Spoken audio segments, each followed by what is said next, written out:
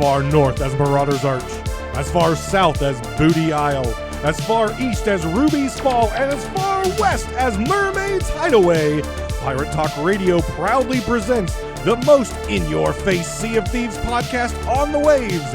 And now, broadcasting from his mother's basement, the biggest idiot to ever pick up a cutlass, your host, Davrim.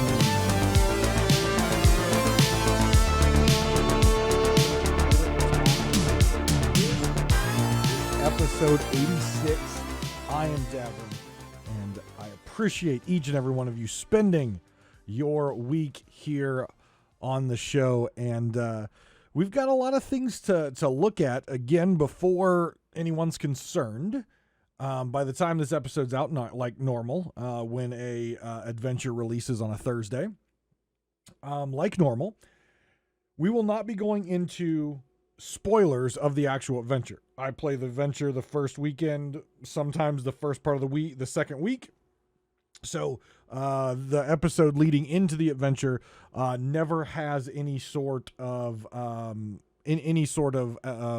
spoilers. So you don't have to worry about that. We will be talking about the trailer, as the trailer released just a couple days ago, and the adventure will be out here in a day or two from time of recording, and it's got me excited. So we're going to talk about that. We've got some news to talk about, just to remind you guys about some Twitch drops that are that will be going on over the weekend of the adventure. And then we're going to start to dive into a topic that everyone's been wanting me to talk about.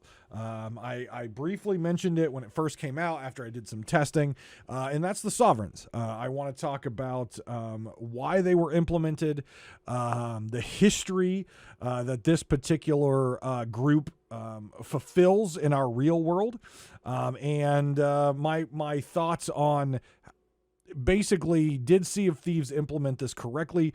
Was it implemented for a certain reason versus story? You know, where do the Sovereigns go from here, and who do they represent in the real world? Because they definitely represent a group in the real world and in the history of piracy in our wonderful world. So, without further ado, let's thank the patrons. Thank you very much to everyone who continues to support both through just listening and visiting the content, but especially to the patrons who are financially contributing to my content each and every single month. Skamelt 666, Lane, and Regis Stella, thank you for your continued support of this content through the Patreon. And if anyone is interested in the Patreon, it's patreon.com/DavrimTV, and you get a series of perks by becoming a member as low as $1 a month. And those perks are: you don't have any adverts when you listen to it. You get your own RSS feed through the Patreon, and you'll get no annoying adverts from the site here and stuff like that. So the site that hosts the podcast does do advertisements. So if you are a patron as low as $1, you'll have access to that RSS feed and will not get adverts in your listening pleasure. You also, going up from the $1, you can get t-shirts, you can get customized holiday cards, etc., etc. If we reach certain milestones, there will be different sorts of unlocks, such as enamel pins, Pirate Talk Radio enamel pins. So a lot of things to check out. Again, you can check that out over at patreon.com/DavrimTV. You can see all the information over there. So let's talk about the news, okay? So the new adventure will be coming out here in just a day or 2 days. It comes out on a Thursday, I believe. Usually does. This obviously releases on Saturday. So many of you may have already played it or are getting ready to play it. So you'll know what happens. I don't. I have no clue. I am past Davrim. So we're going to speculate about that. But while you are playing the adventure or whatever you're doing this weekend, make sure that if you would like some cosmetics, it's the Eastern Winds. It's the reskin of the Ashen weapons. It's a reskin of the Jade Winds. They've got the dragons on them and things like that. There is a reskin available on Twitch drops right now. They look really great. And they are black and gold.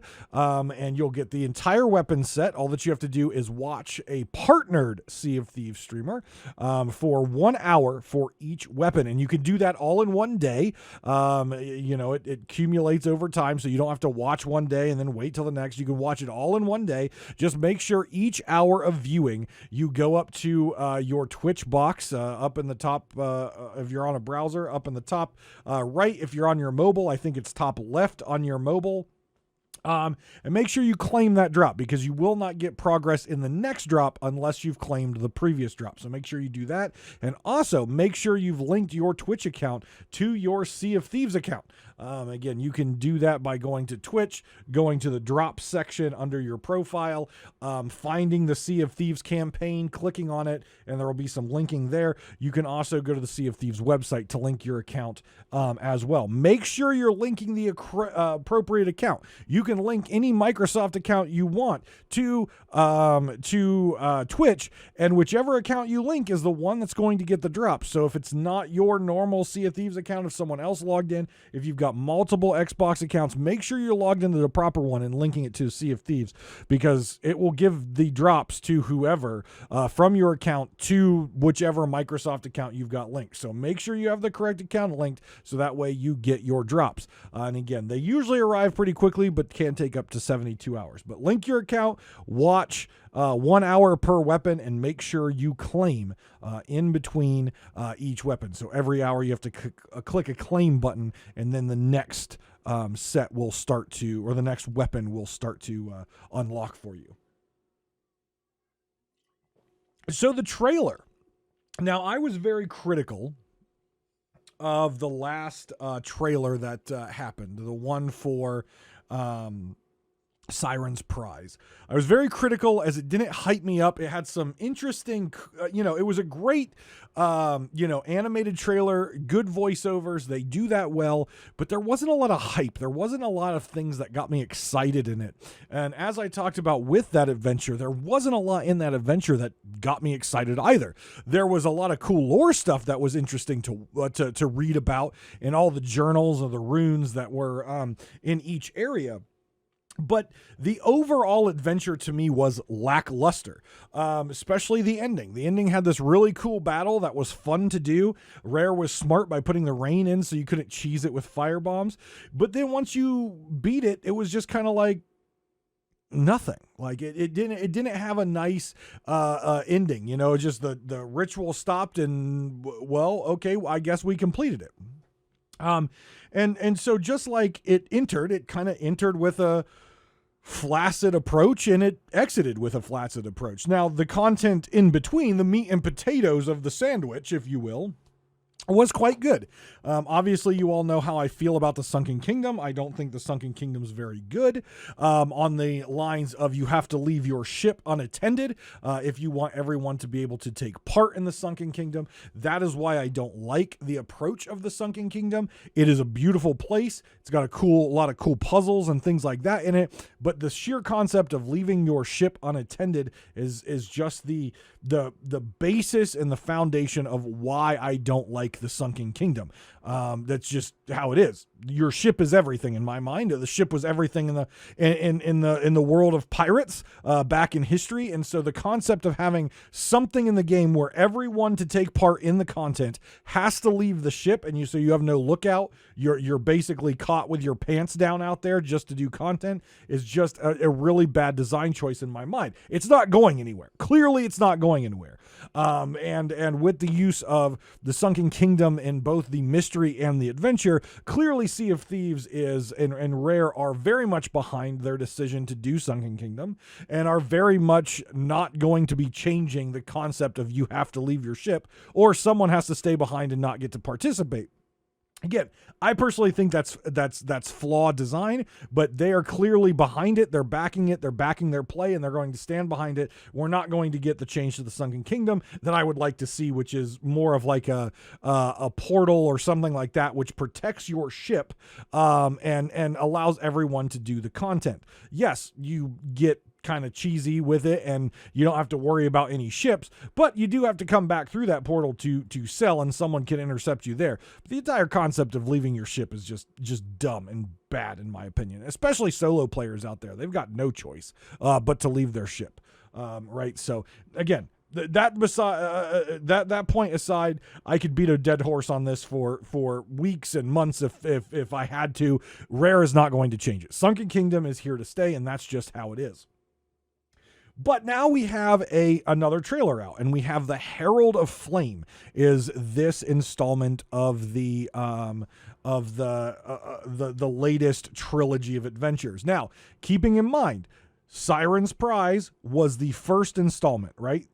This is the second installment, which means the next adventure will be the final installment of this trilogy, which means that should be the epic finale based on how these adventures were designed. I got very excited about this trailer. Let me just tell you, the fact that we haven't seen or heard from Stitcher Jim since Heart of Fire, years ago when that Tall Tale came out, and we don't know what happened to him. We don't know where he is. He's just kind of went missing, and every time Mike Chapman has been approached of it, he's like, yep, Stitcher Jim's out there somewhere. We'll see him again someday. And that's all you get. You don't know where.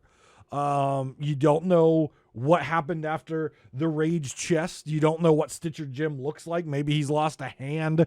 Maybe he's lost a foot. Maybe he's lost an eye. I don't know. But, he gets burned by the Rage chest. Clearly upset, as Flameheart promised him to become one of the Ashen Lords. And that prophecy, apparently, or so we know, hasn't been fulfilled. We have Ashen Lords that have been introduced with Ashen Winds. None of them are named Stitcher Jim. We haven't seen him. The last time we saw him, he was being escorted away or tended to by Wanda. And we know at this point, Wanda's not a big fan of Flameheart. Right, Wanda and the Dark Brethren. She's cast away her former her former love interest, and she has now moved on and started the Dark Brethren. And we don't know how Stitcher Jim is now. Up until this trailer, we don't know what his mindset is.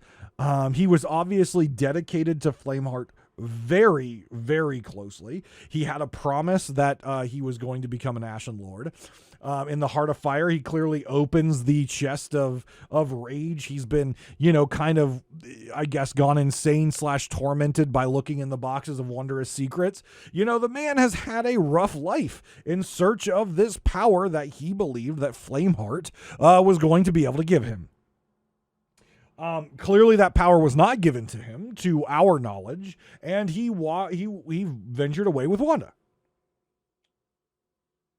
Fast forward to now in the Herald of Flame. We are in Liar's Backbone, I think. Is it Liar? No, it's not Liar's Backbone. Is it crap, I don't remember which island that is. Where Flameheart's coffin is. Crap, why can't I remember that? I don't remember. There you go. Ashen Reaches? Is it Ashen Reaches? No, it's not Ashen Reaches. I don't remember. Someone's going to tell me in the comment section. Call me an idiot. That's fine. I am an idiot. It's in the intro. Okay. It's in the intro that I am an idiot. So by all means, call me an idiot in the YouTube comment section. Tweet me that I'm an idiot. That's absolutely fine. I acknowledge it in my intro. The very beautiful, sexy voiced man that does my intro, he's not cheap, by the way. He is not cheap. That cost me a lot of money to have that voiceover done in that intro, okay? All right, I had to reach out to this very, very famous voice actor to do that intro and line it up perfectly with my pirate dancing and all that stuff and the walking and the lantern, okay? All right, and the announcer, the very beautiful, sexy-voiced announcer says that I am an idiot. So you call me an idiot. That's fine. I accept it. And I don't remember the name of the island, but it appears, because Flameheart's coffin's there, and Stitcher Jim is kind of getting frisky, freaky with the skull of Flameheart. He's kind of holding it in his hand and singing to it. If you had Stitcher Jim sing along on on your bingo card for Sea of Thieves 2022. Congratulations. I don't think many people had that on their bingo card. I know I didn't. But we've got a nice little Stitcher Jim sing-along going on where he's diddling Flameheart's skull, and it's the same skull that we saw in Seabound Soul. It's got the crack in it from where Pendragon released Flameheart's soul into the giant shit-talking head in the sky. All the details are there. And Stitcher Jim proceeds to sing to us and put the skull in its place on the shoulders of the corpse of Flameheart. And it's a really nicely done, artistic, beautiful trailer. And the final part of it is Stitcher Jim walks away from the coffin, picks up what I'm assuming is the chalice of resurrection. It is a chalice. He lifts it up and it's got some red swirling magic looking, order of souls in it. And he says, it's time. Now, things that we can pick up from on this. Number one, Stitcher Jim is clearly suffering the effects of the Chest of Rage. Stitcher Jim has successfully become a Trashin Lord because he has the Trashin curse on. Okay, we know what that curse means in Sea of Thieves. It just means you like to glow and you're new. Okay, that's what it means. I know there's a lot of veteran players out there that wear the Trashin curse. I can't stand glowing things in this game. I know they're pretty and people like the pretty lights, but they're dumb. It's awful. I don't like glowing shit in this game. And the Trashin curse was the first curse I got because I got it from all the beginning stuff with all the ashen chests and got the full Trashin outfit and then realized how dumb it was to look like a Christmas tree on a game where sometimes you got to be sneaky, stealthy, and at least if you're not wearing anything that glows, even if you wear a bright green jacket like my pirate, you can still kind of blend in and hide every so often if you're running from someone to get a better strategic position to fight them. But if you're glowing like a damn Christmas tree, it's not going to happen. But Stitcher Jim clearly has become a Trashin Lord. Now, is he an Ashen Lord? It doesn't appear to be. Now, we don't know, based on this, what type of power he has. All that we know is he's got the Ashen curse, right? The Chest of Rage has successfully imparted all that gemstony magic in him, and he's glowing red with fire with the cracks and the glowing fingers and toes and things like that.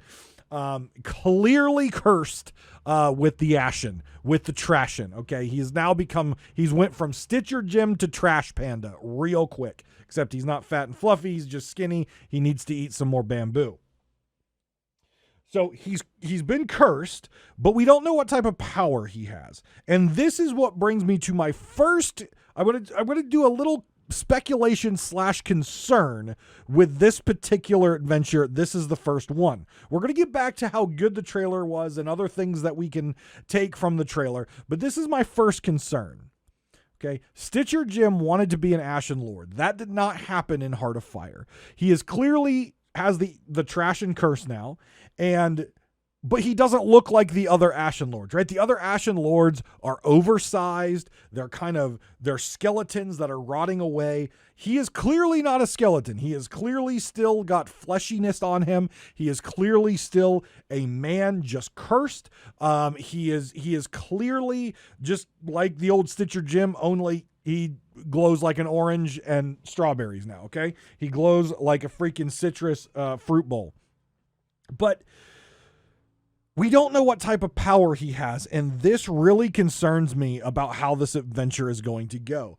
I feel like, because every adventure normally has some sort of fight at the end, there's usually some sort of battle or payoff that we get at the end that we have to take part in.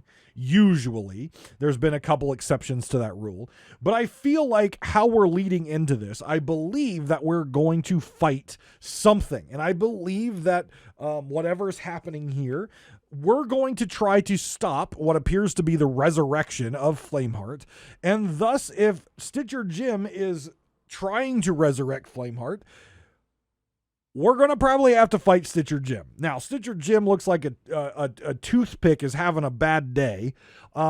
He's pretty skinny, and I'm pretty sure my pirate could look at him and he would just fall apart because I got a fat pirate. But I feel like we're going to have to fight Stitcher Jim. Now, the question is, what type of power does he have now that he's cursed? And I repeat this very clearly, and by the time this comes out, some of you will know for sure and know if I'm going to be pissed off next week when I do my review of this particular adventure. What I do not want to see is them copy-paste the Ashen Winds battle fight onto Stitcher Jim, and that is the final fight of this adventure. Okay? Let me make this very clear again. I do not want to see, I will blow my ever-living top if all that they do is take the Ashen Winds boss fight from one of the Ashen Lords and just copy pasta it onto Stitcher Jim. And we fight Stitcher Jim, and it's just like the Ashen fight. That would be absolutely disappointing. It would be a travesty. We've seen Sea of Thieves make this mistake multiple times where they take the easy way out. They've got a great creative team, a great team over there that can create some awesome shit. We have seen it. We know they can do it. But we have seen time and time again as they make these great lore and great cinematic moments, they cut it short by just copying something they've already done and pasting it onto this and telling us it's something new and cool. Okay? Yes, if Stitcher Jim truly is an Ashen Lord, he should have some of those same powers. I agree. But we're talking about a dude trying to protect Flameheart's coffin, trying to protect or trying to resurrect his master, someone he is loyal to, someone he has dedicated his life, burned the ever-living shit out of him, and now looks like a light-up Christmas tree because of this skeletal box, this skeleton in the box. This little dude right here, if you're on the YouTube, right there, Flameheart, there he is. If you're watching the YouTube, I got a little Flameheart statue here. If you're on the podcast, well, you can't see it, but he's cool. Flameheart, right there, skeleton in a box. We set him free early. Like, literally, this dude has pledged his life, everything he has. He's got burned by this dude. He is committed to Flameheart, but he's also a pirate, and we'll talk about that in a minute. But he's committed to Flameheart. He's going to defend Flameheart if we're set to go and stop this, which obviously that is where Rare is guiding us in the storyline, right? We don't want Flameheart to come back, okay? He was annoying as hell when he was a shit-talking, flaming skull in the sky. Now, if he comes back in regular form, knowing the history, he almost took over the Sea of Thieves last time. Now he's had a long time to sit there and stew, get more powerful and pissed off. The Pirate Lord does not want Flameheart to hit the seas. Now, someone like me who is a fan of Flameheart, who would definitely follow Flameheart, maybe try to overthrow him, but we got to start somewhere. I'm okay with him being resurrected because I think that'd be cool. But Rare's not probably going to give us that choice. It would be so cool if they gave us that choice. Like to help resurrect Flameheart or not to, that would be sweet. But I have a feeling they're going to be pushing us towards stopping the resurrection of Flameheart, making us the quote-unquote good guys, right? And I fear that Stitcher Jim is going to be the person that is in the middle. the Herald of Flame, if you will. Herald is someone who like announces someone, right? A herald is like, the trumpeters, bah, bah, bah, bah, bah, bah, bah, the king is here type thing. That's a herald, someone who announces the king. Herald, right? Herald of Flame, someone who is announcing the return of flame. Like almost like, Stitcher Jim's the guy that's announcing it, bringing him back, returning the world to flame. See? Herald of Flame. That's what I think they're going with here. And I feel like that means that Stitcher Jim's going to be the person or the creature with the Ashen Curse and everything that stops us. And I just really do not want to see them take the easy way out on this and copy paste the Ashen Lord move set. So basically you're doing an Ashen Winds event on this. I think that would be a very big disappointment. It needs to have more substance. Either some big lore drops, some big information, and it needs to have some variety in the move sets. We've got, I've talked about this many times before. Sea of Thieves is very basic in their move sets, right? This is ultimately a sandbox pirate adventure game. And so it's not World of Warcraft. We're not expecting different boss mechanics every single time they bring something out. A little copy paste is necessary. But we have seen the Slammy, the Resurrection, the One Blundies for so long from the Skeletal Lords. And then we get the Ashen Winds. And what do we get? The Resurrection. We do get the Flamethrower Spitter. And we get the Calling from the Sky, the Skittles that rain from the sky, or the Meatballs, as some people call it. But guess what? We've now seen that. And then they create the Fort of Fortune, and you mix them up. It's nothing new. So my fear is that they're going to do the exact same thing here with Stitcher Jim or whoever we have to fight who's protecting this resurrection process with Flameheart. They're just going to be an Ashen Winds boss. Now, if they do something like, hey, Grimm's there, or Cheese there, or Red Roost there, or maybe multiple of them are there trying to protect this. Okay, that's pretty sick. Multiple Ashen Lords there protecting. That makes sense. And that would be really interesting, because then you could potentially have 2 Ashen Lords or 3 or 4 that are on different phases at the same time. So let's take the example of maybe 2. We've got Red Ruth and Grimm there. And you get Red Ruth to phase 3, but Grimm's only in phase 2. So you've got rocks falling from the sky, and you've got Grimm, throwing boulders and blowing fire. And then all of a sudden you kick Grimm over to phase 3, and then you got rocks from the sky on Ruth, and then you're like, oh, okay, I'm safe, I can run out. And then rocks fall from the sky from Grimm. That would be interesting. It would still be a copy and paste, but it makes sense, right? That's the power that those particular villains have. Stitcher Jim is a blank slate. And even if he is somehow turned into a Ashen Lord somehow, however that may happen, we don't see that in the trailer, but if that were to happen, it would make sense that he has a similar moveset, but I would like to see them, since this is a one-time limited adventure, to really give a character that we've just not seen for a while. We've had a lot of questions about. Some people really like Stitcher Jim. It would be really nice to see an honoring of that character that has been part of this Sea of Thieves story for a long time, and not just make him a copy-paste.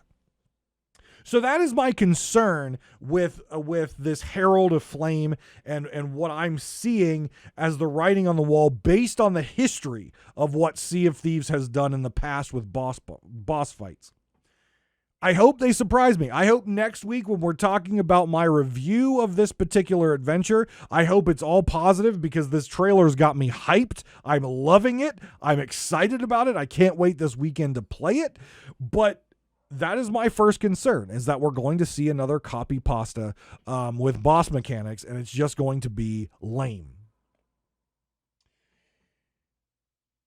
The other interesting piece here that that I'm thinking about is, what if Stitcher Jim is resurrecting Flameheart so he can kill him finally for all time? Flameheart betrayed Stitcher Jim. Stitcher Jim did everything Flameheart wanted, but Stitcher Jim is still not an Ashen Lord. Flameheart's Chest of Rage burnt Stitcher Jim, gave him the Ashen Curse, and the last we saw of Stitcher Jim until this trailer was he went off with Wanda, who is now an enemy of Flameheart. So what type of interaction did Wanda have with Stitcher Jim? Did she have any interaction with him? We don't know. Will we find that out? What type of things did Wanda impart into Stitcher Jim about Flameheart?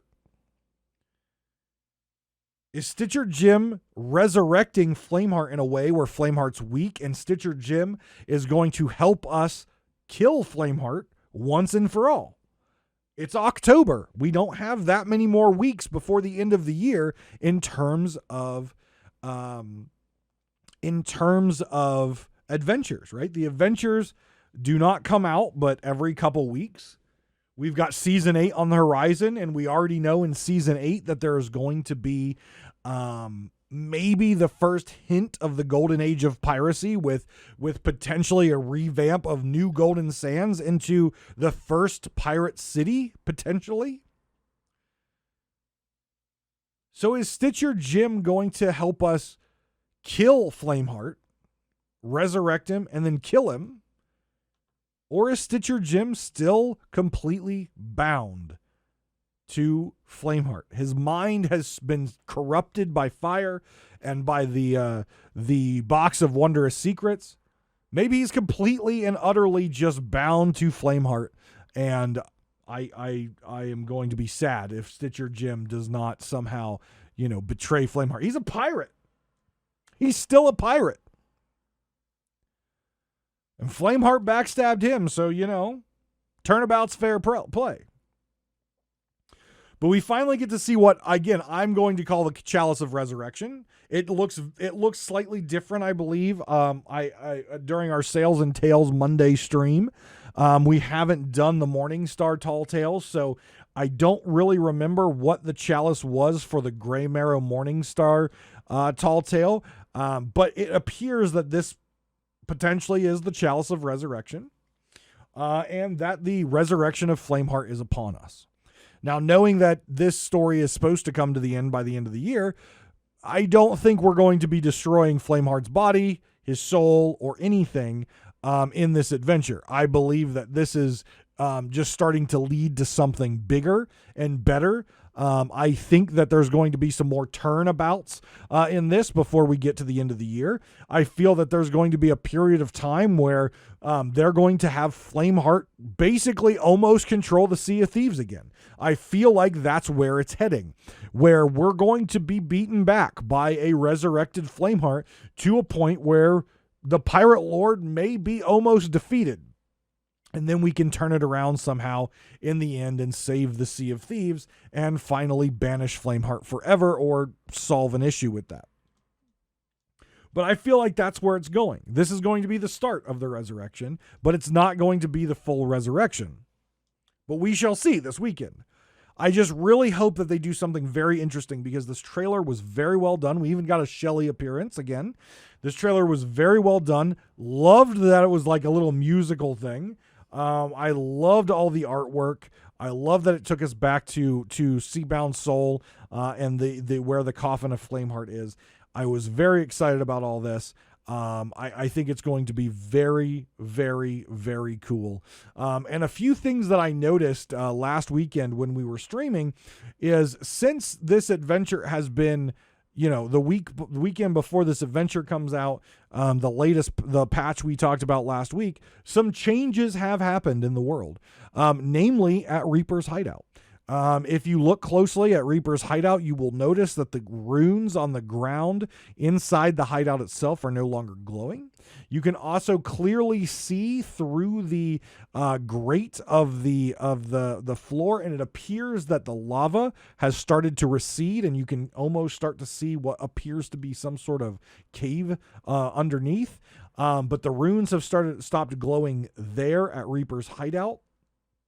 And the runes on the casket of Flameheart itself in the trailer were actually glowing. So the runes at Reaper's have stopped glowing, and the runes around the casket have started glowing. So very interesting thing there to catch up on, like the power that the power of Reaper's hideout, that power that we believe is contained underneath the hideout, that glowing mystical stuff seems to be somehow transferred now to where Flameheart's coffin is, maybe through the power of that chalice. Who knows? Maybe the chalice of resurrection was always under that grate with the chalice symbol on top. But I'm super stoked about this adventure. I'm super excited. I just hope I don't get disappointed in that the fact that they go the easy route and just copy paste something and it's just a glorified Ashen Winds event. That is what I'm hoping they do not do. All right, let's talk about the Sovereign. So I have teased that that I would be planning on doing an episode on the Sovereign. And I still plan on doing a whole episode on Sovereign eventually. Maybe not the Sovereign maybe not the Sovereign in the game, but again, a little more history about it. Today, I just want to start to talk about why I think Rare did what they did on the Sovereign and instituted them the way they did. I disagree with how they instituted them. They don't line up on a storyline. They don't line up on a historical accuracy line, and they don't line up on a game balance line at all. They don't hit any of the check boxes that I would be looking for this particular feature. But I want to start with the definition of Sovereign. What this group is called, the Sovereign. The definition of Sovereign is a supreme ruler, a monarch, a former British gold coin worth £1 and now minted for commemorative purchases. Okay, so Sovereign was a coin, and it was also defined, the number one definition is a supreme ruler. Okay? So let's get that out there first. Supreme ruler. We know that there is an organization that we have not seen in the Sea of Thieves yet. We know they're out there. We've seen it in books, and we've seen it referenced to in the game, specifically with the Merchant Alliance. And that group is the Grand Maritime Union, Sea of Thieves version of the East India Trading Company. Okay. A lot of folks have speculated and thought and done research and really feel that the Sovereign are kind of the scouts, if you will, of the Grand Maritime Union. A group coming into the Sea of Thieves from outside, because that's where the Grand Maritime Union is, right? They're outside the Sea of Thieves. People, the Sea of Thieves pirates and have came here. You know, the Merchant Alliance, they were once part of the Grand Maritime Union. They came to the Sea of Thieves to get away from the Grand Maritime Union and the way they did things.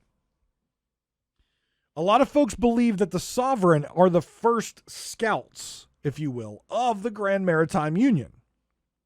So let's look at the history of piracy here in our world, because again, Sea of Thieves takes place in our world. It's just correct. It's surrounded by the Shroud, which allows for everything that happens. Before I get too deep in this, I know I'm going to see it in the comment section. I know I'm going to get DMs. I know I'm going to get tweets. I know I'm going to get emails. I want to start by saying this. I don't care if you say it's a fantasy game. I don't care if you say, but there's magic.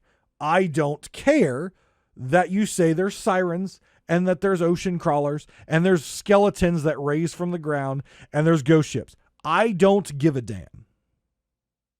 It has been said time and time again that Sea of Thieves exists inside of our world in a time period before the golden age of piracy. And that there are very few natural-born people that were born and have lived their entire lives in the Sea of Thieves. They have came in from the outside world. So before anyone starts talking about magic and all that bullshit, Please note, the outside world, our world in this time, had a economic system of trade from the monarch-controlled Europe with the New World. Sea of Thieves takes part in the New World. The New World being the Bahama Islands, Cuba, the Caribbean. Somewhere down there would be where the Sea of Thieves is, surrounded by the Shroud. There is an economic system that is established in this time. It is historically studied, and there's a lot of shit written about it. We know what that economic system is. That's not to say that someone coming from the outside world into Sea of Thieves wouldn't change that economic system, but there are certain things throughout the entire history of economics that are true. One is, you gotta make money. That is the point of everything, is making money.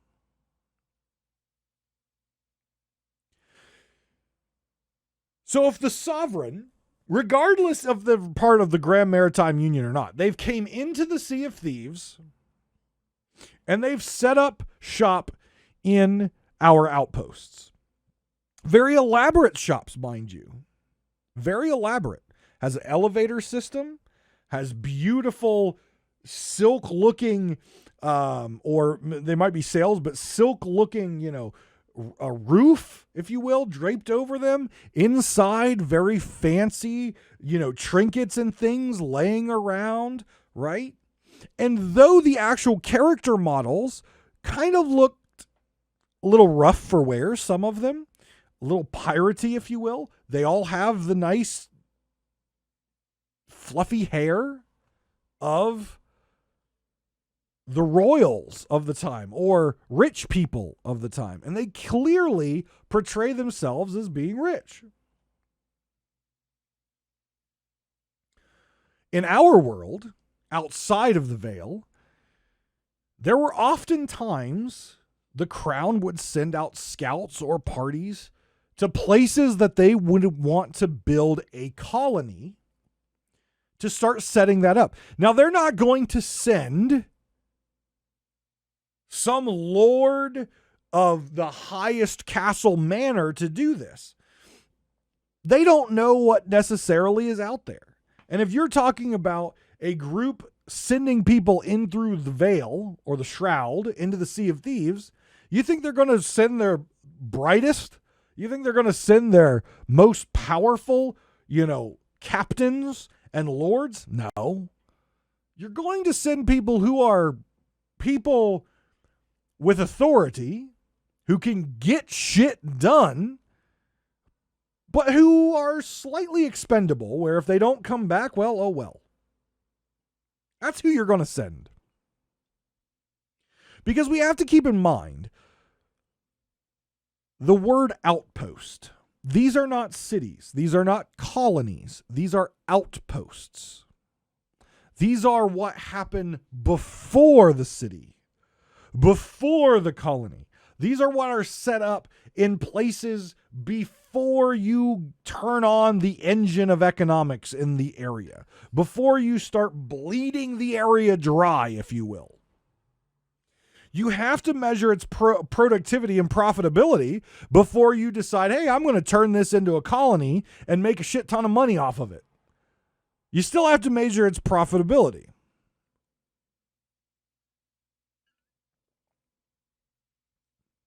A place like Nassau, the capital of the golden age of piracy, something that a lot of people believe that we're going to get, not Nassau itself, but something like Nassau, a Sea of Thieves version of Nassau, a lot of people believe we'll get that, at least the start of it, in Season 8, and I am one of those. So it makes sense that a scout group of the Grand Maritime Union, or the ruling class, if you will, the crown, has decided to scout the Sea of Thieves before they decide to put a colony in, to test its profitability. I promise you, stick with me. We're getting there. We are getting there, okay? It's a long journey. There's a lot of forks in this one, and we got to get to the meat and potatoes of the entire thing. We've got to get to the lump that is the problem with the sovereign, and we're about to get there. So stick with me. We've got outposts. We have what seems to be the entrance of the golden age of piracy, or the start of the entrance of the golden age of piracy, with a pirate city potentially coming in season 8. We've got this group who are scouting the outpost for profitability for what we believe is the Grand Maritime Union, and their name literally means the ruler or ruling class. Following me so far? So, why are the sovereigns a problem when it comes to history and story? Why do they not make sense? Simple. They do not follow any economic system known in this time period. We know that this is existing just before the golden age of piracy. We haven't got there yet. Mike Chapman has said so. But there is not going to be a ruling elite class who is going to be okay with not taking a cut. And yes, I've heard the argument. They're doing it now for favor. You don't know history if you believe that. If you are stating, well, they're coming in because they're trying to show good favor and build good faith with the outpost folks so that way they will trust them. And you clearly do not know history. A group that rules, a group called the sovereign or monarch group, right? They don't give a damn about gaining favor. All they care about is that they can assert their massive man junk on you and you give them shit. And they make money off of you. That's what they care about. They care about keeping you happy enough that they are making profit. And when they first enter a place, study history. They don't give a damn about the people that are there. They do not care. They don't care. So the fact that the sovereign is a trading location that we'll talk about the game design side in a second. We're just talking about the story and history right now. The fact that there is a group that is accepting everything except like flags and those things, those still go to Reapers, but they will accept everything and they will give you full value for it. And they will give the items to the Gold Hoarder, the Merchant Alliance, and the Order of Souls without taking a cut.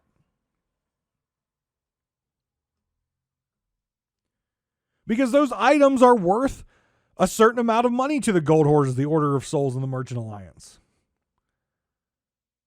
So they buy them from us at full price, and they sell them to the Gold Hoarder, the Order of Souls, the Merchant Alliance at the same price. Therefore, they're making no money.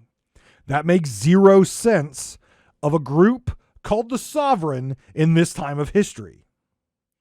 How it would work, and how it did work, and how people coming to the Sea of Thieves would understand it to work. I buy stuff from pirates at a reduced cost, and then I sell them to the people who want them at cost, and I pocket the difference. So if I buy a treasure chest, and the treasure chest is worth 1,000 gold pieces, I would buy it from the pirate at 600 gold pieces, I would sell it at 1,000 gold pieces, and I would make 400 gold pieces. That's how it would work. Why was that system something accepted by the pirates? Simple. The pirates didn't want to get hung. Pirates did their piratey business, sold their goods to sovereigns or local endorsed by the crown good gentlemen, and those good gentlemen would turn around and sell it. Those good gentlemen oftentimes became the royal governors of those particular colonies and made a shit ton of money reselling pirated goods. Pirates did not sell their goods to the colonies at the top price. They would sell them at a reduced cost, so therefore the royal governor or the business there that they were working for could make a profit on it. So the entire concept of the sovereign, by its name and by who they represent, makes zero sense on a story or a historical sense. It makes zero sense. Because a group like that would never not take a profit. They would never not take a cut. Let's move to the game design side of the sovereign. The game design side. Let's say some people said the sovereign was necessary for balance with reapers. Okay? Let's stop a moment on that one and break it down. If you are a reaper, you can take everything to Reaper's hideout. You can drop it off there and sell everything at Reaper's hideout. If you have a flag up, you get an additional amount of money for everything. It's quick, it's easy, it's one selling point. Drop it all, sell it to one dude. That's it. No, nothing else. Just blah, blah. Okay?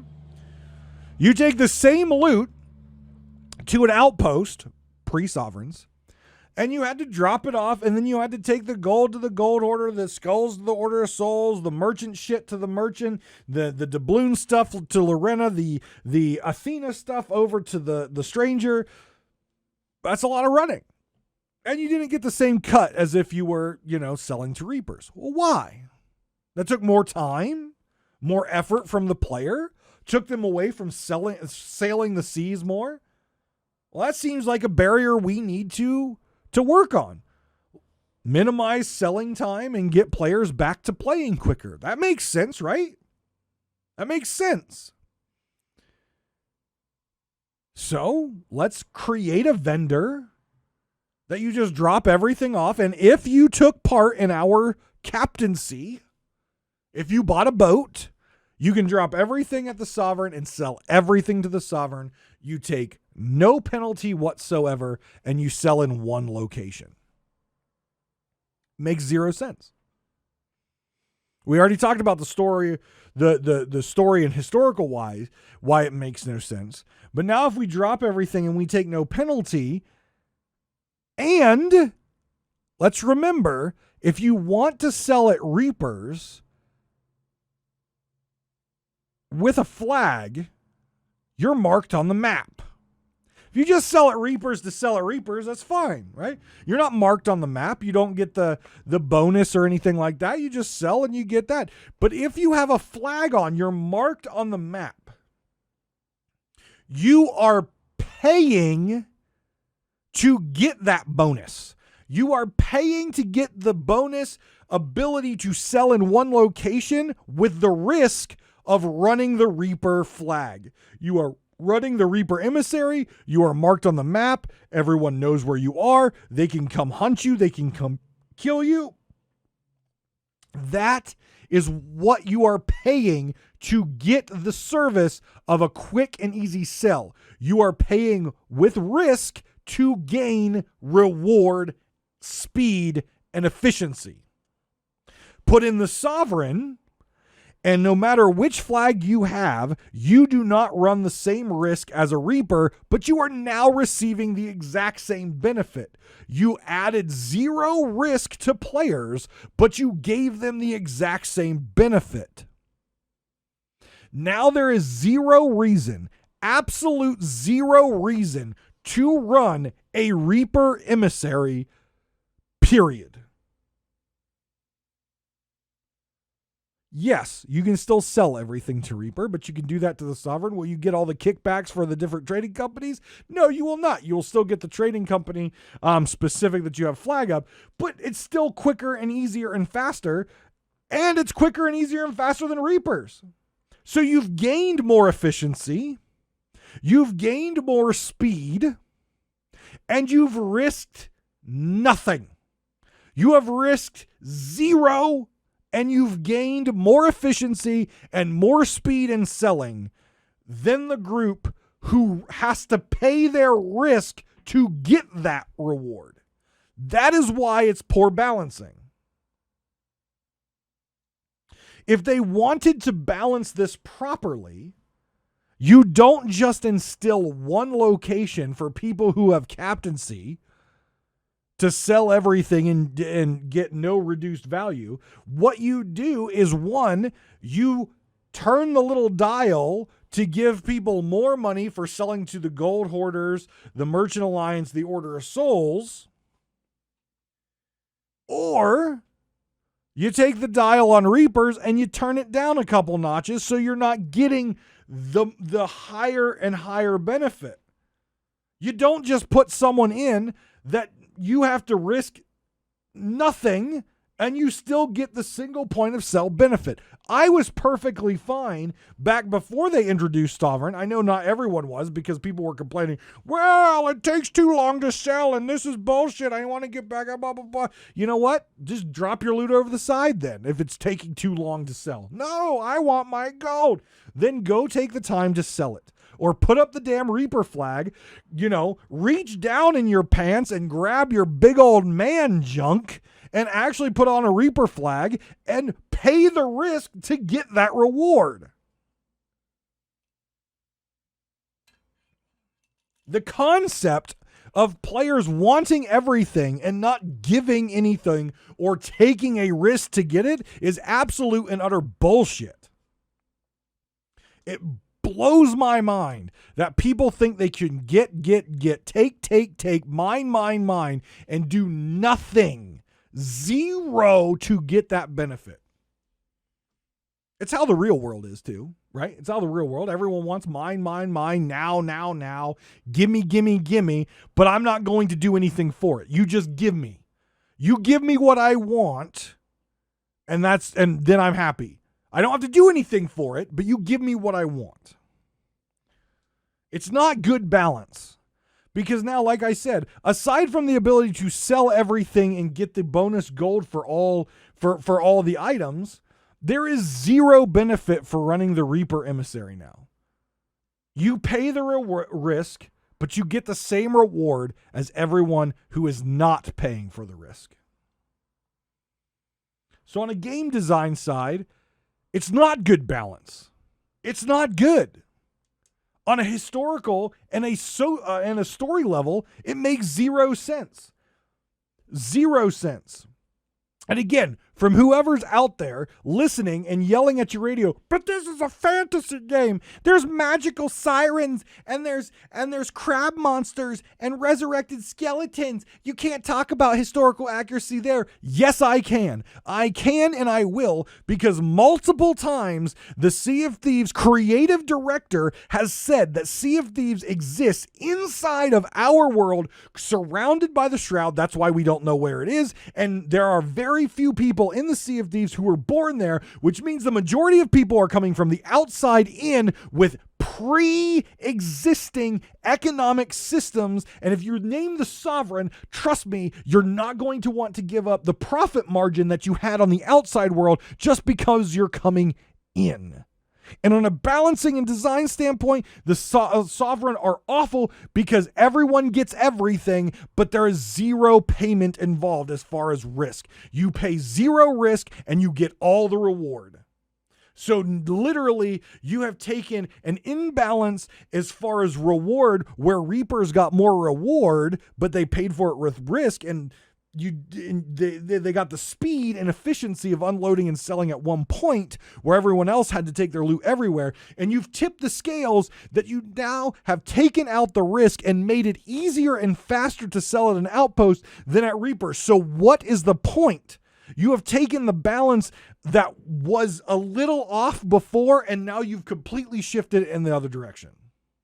Because the Sovereign does not take a cut, which again flies in the face and gives the middle finger to history and story. It just makes 0 sense. The Sovereign were literally put into this game because a whole bunch of whiny bitches out there were tired of running loot around and made enough noise that Rare's like, all right, we've got to introduce the Grand Maritime Union somehow. Let's make these people. Let's make the gimme people. Let's make the, I don't want to run the Reaper mark because I don't want to be marked in the map because I don't like PvP. Let's give them what they want and start introducing the Grand Maritime Union. And hopefully there's not a fat asshole out there that'll call us on our poor development as far as a game design, game balance decision, and a poor historical and story decision by introducing them. Too bad I'm that fat asshole.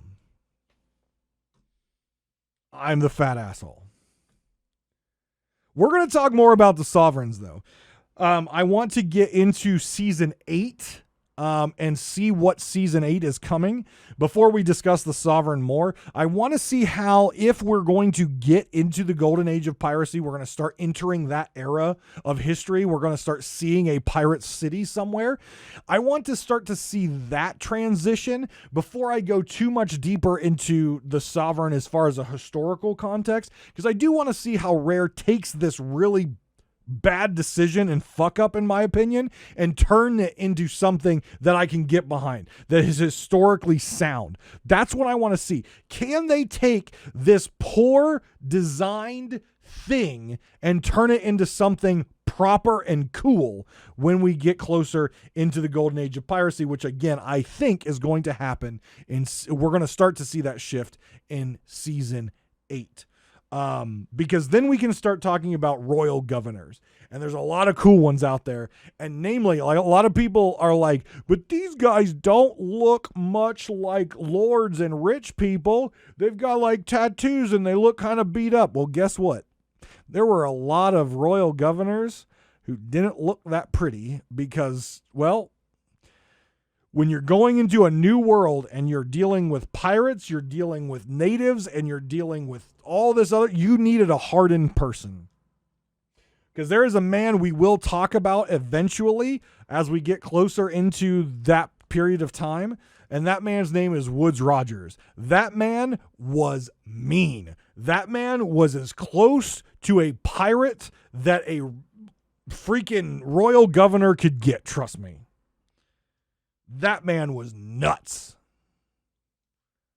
But we'll talk about him closer when we get into that and we see where these sovereigns go as far as story and as far as historical accuracy. I want to see what Rare does with them. I think the introduction to them, how they were introduced, the overall game design of them, and the decisions behind balance and the decisions behind not taking a cut, I honestly think that was just fan pandering. I honestly think that was just to make things easier and more simple. And if you're sitting back there, well, games can do that from now again. Not when you're a game that is based in history and people, if you sit here and critique and research and look at lore and story and that matters to you, then this should damn well matter to you, because this has everything to do with story and historical accuracy. That literally, if you care about lore, if you give a damn about lore, you should be irritated about the sovereign implementation. You should.